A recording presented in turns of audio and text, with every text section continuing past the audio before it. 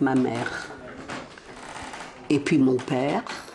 Rachel Malafosse avait 6 ans lorsqu'elle a été sauvée du camp de Vénissieux. Du 28 août 1942, aujourd'hui elle ne se rappelle qu'une chose, avoir été réveillée au milieu de la nuit. Je me rappelle très bien avoir été cachée sous le siège dans le car. Voilà, j'étais sous un siège dans le car. Mais c'est tout. Cette fuite en car, c'est le sauvetage des enfants du camp de Vénissieux, un épisode méconnu de la Seconde Guerre mondiale. Ici, 1 millier de juifs étrangers sont enfermés après la rafle du 26 août 42. Ils doivent être déportés quelques jours plus tard. Les religieux et les civils français qui travaillent dans le camp décident alors de récupérer tous les enfants juifs. C'était un kidnapping, hein. Coûte que coûte, ils voulaient sortir tous les enfants.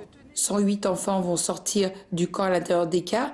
Et ensuite, on sait que la police de Vichy veut remettre la main dessus.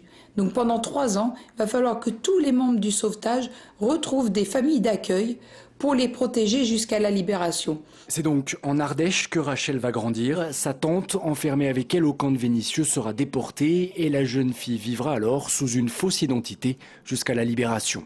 Mes parents adoptifs, ils ne savaient rien. J'allais à la messe tous les dimanches parce qu'il ne fallait pas que les gens puissent imaginer autre chose. J'étais la jeune fille du château. Après 15 ans de recherche, l'historienne Valérie Pertuis-Porteret a donc pu recenser et même parfois recontacter 89 des enfants sauvés. Un travail réédité aujourd'hui et qui témoigne de la résistance lyonnaise. Alors que Vichy était encore souverain dans sa zone, aucun enfant n'est parti de la région préfectorale de Lyon. C'est donc la pression des braves gens et de l'Église qui a été un facteur décisif. En France, 87% des enfants juifs n'ont pas été déportés pendant la guerre, le plus haut pourcentage d'Europe.